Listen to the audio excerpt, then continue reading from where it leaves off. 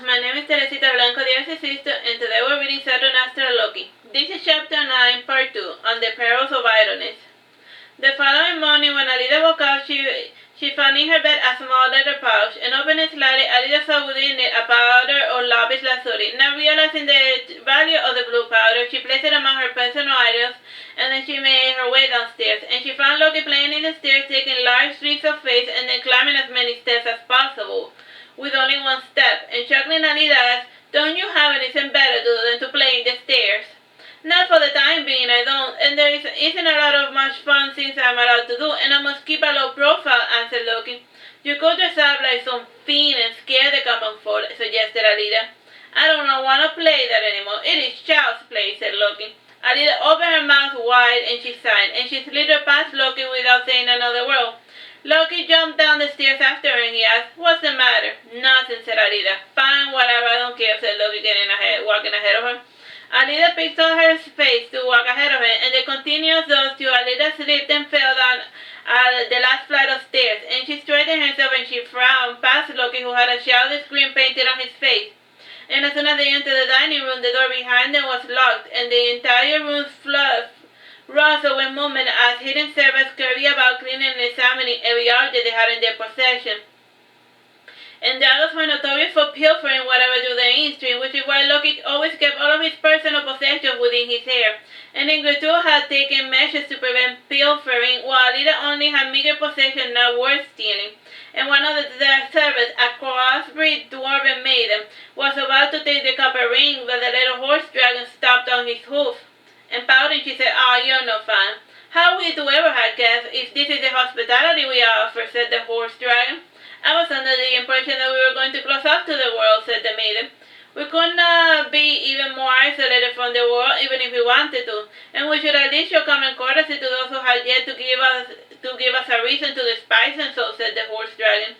Sighing, the dwarven crossbreed cleaned around all of Alida's items, and the tiny horse dragon perched himself on top of Alida's balcony window, and to guard and to dissuade future robberies and attempts. And back in the kitchen, Loki was pulling at the doors, and smiling, Ingrid said, "I told them not to let us out till you clean your plate."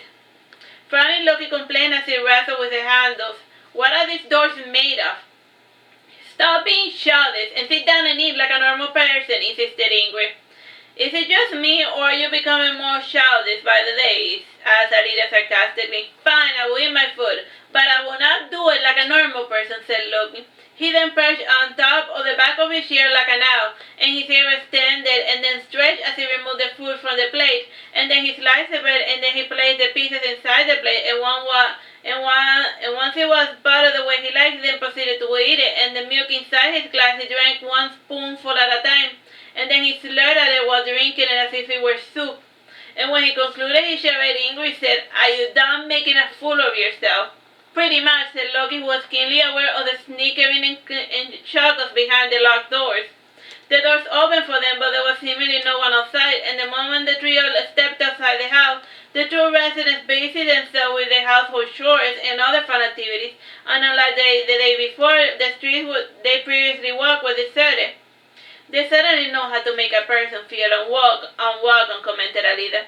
"Well, most refugees and other draconic pests live here, and they have no reason to tolerate our presence," explained Loki. "Oh yes, it must be quite a chore indeed to play fetch or whatever it is required to be a draconic pet," said Ingrid dourly.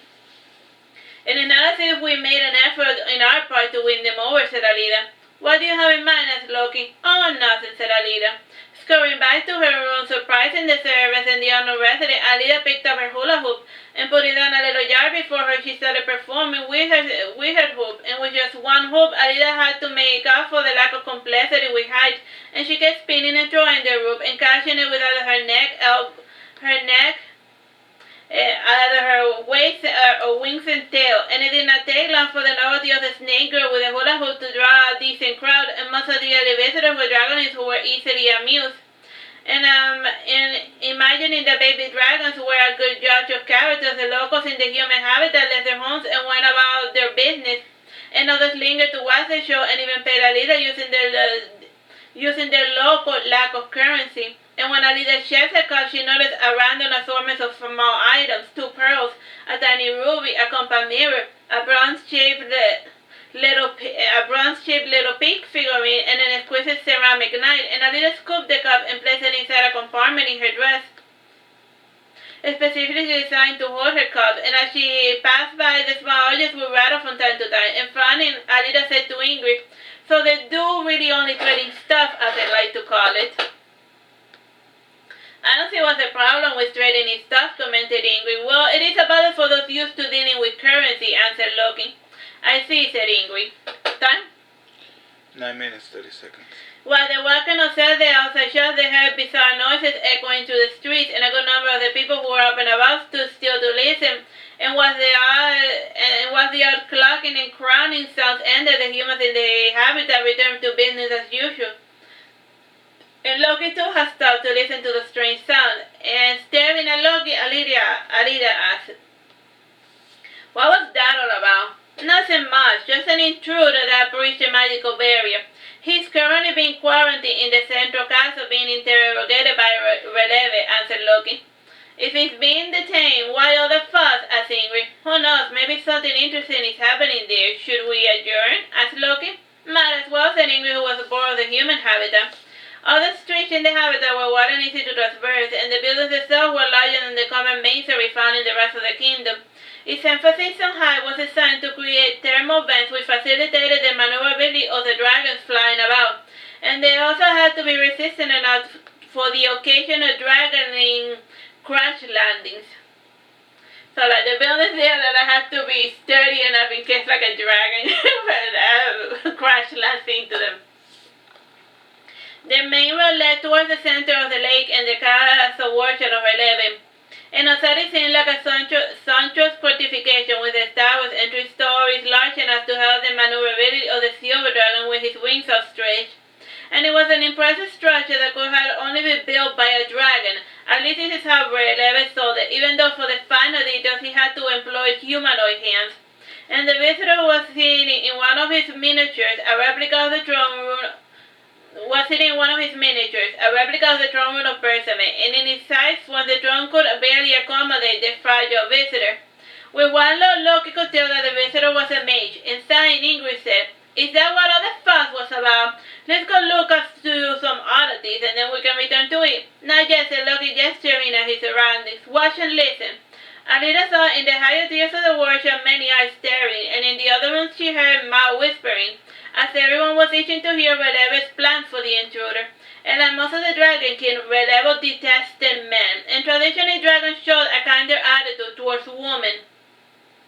And there was a certain fragility about the visitor, so instead of being unceremonially kicked out, Releve decided to indulge the little mage. "What do you want, puny human? Why have you intruded the peace which we have so eagerly awaited after 200 years of pointless warring?" roared Releve, and the effect of his tone was somewhat tamed by the sudden loud snoring of his other head. And the other head snorted and opened his eyes and looked about for a second, and then he returned to sleeping. Because don't forget that Releve is like a two-headed dragon. And one head is like always awake and the other one's like always asleep. Except when it occasionally wakes up and like, nothing, go back to bed. The human mage raised an eyebrow, and he decided to go straight to the point by saying, "I come to learn dragon magic." "What makes you think that a puny human can learn dragon magic?" asked Releve. "I cannot know unless I try," insisted the mage. Try. Can a fish fly outside the water? Can a bear live only on grass?" asked Releve. "No," said the mage sadly. "The answer I was looking for was yes, you lack imagination and basic knowledge of the species that live among us.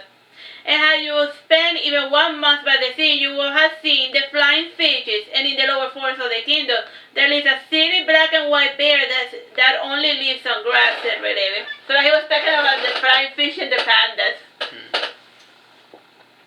"Oh, so will you teach me or not?" insisted the mage. "I will think about it. First, do me this one solace. Can you provide for me a sword that is uniquely your own?" asked Releve. "I don't get it," said both the mage and Ingrid. Loki then said to Ingrid, "It is simple. A lot of mages think they are awesome just because they can memorize and perform 1,000 spells. Dragons have a preference to those who are not mere copycats, and even those who can make mild improvements on even an existing spells are welcome." "Makes sense," said Ingrid. "If everyone always said and did the same thing, there would be no progress. And who knows, we might even be stuck living in the forest hunting and scavenging. It isn't as bad as you make it sound, said Alida. When they paid attention to the conversation again, Releve said, I cannot guarantee that you will learn or do anything with my knowledge, but I have nothing better to do for the moment, so I will tolerate you as my assistant. Time? 4 minutes, 30 seconds. Releve started walking towards one of the stands, and his second hand stayed behind sleeping, practically being dragged through the floor. And before anyone could grasp, the second hand's eyes opened wide, and it moved so swiftly like a lightning bolt, and after blinking just once, those standing there saw only the foot and the shins of the visitor, and that was all that remained after the second hand had beaten down on the mage, and spitting his mangled remains, the second hand grumbled and snarled. And frightened, the dragoness came and cleaned up the course and polished the floor, and once not a single trace of the visitor remained, the second hand settled down and returned to sleep. And chuckling a bit nervously, Releve said to Loki and his companions, Forgive me, my brother is a little too preemptive, and I do not imagine what might have stirred him so, but this is not how we deal with solicitors. So that the other hand, it just woke up suddenly and ate the mage guy. And that's it. And that was the end of the magic guy. I wanted to learn dragon magic. I don't know why the hell he did that. But I don't know what the hell, what caused him to get so aggressive. Opening his eyes again, the second head growled and purred softly, and the sleeping head was called Vele, and the awake one was Rele. And this was the first time in centuries that Vele had shown any signs of life, and even during open confrontation, Vele slept right through the battles, and this visitor was another matter.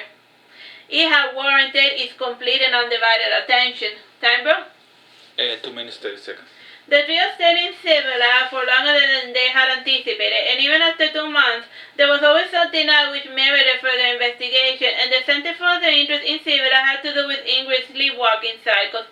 Little did she know they had grown more frequent ever since she started staying there. And the first episode took place right after their visit to Releve, and the death of the visitor had left a sour taste in the mouths of the sisters, and the pair had decided to return early to forget about the bloody pair of feet still fresh on the floor of Releve's workshop. And Loki said to Ingrid, I do not see why we had to leave so soon. We barely saw anything, and I want to talk to Releve. We just got there, and there's no need to rush into anything, explained Ingrid. That did not perturb you, did it? You showed quite a bit of disdain when we visited the Elven settlement, and I thought that by now you were used to seeing dead bodies, as Loki. Used to, yes, it is just well, started explaining Ingrid. The sister then interjected. Just as she disliked watching me, she detested seeing the twin-headed rooster dragon eating the visitor.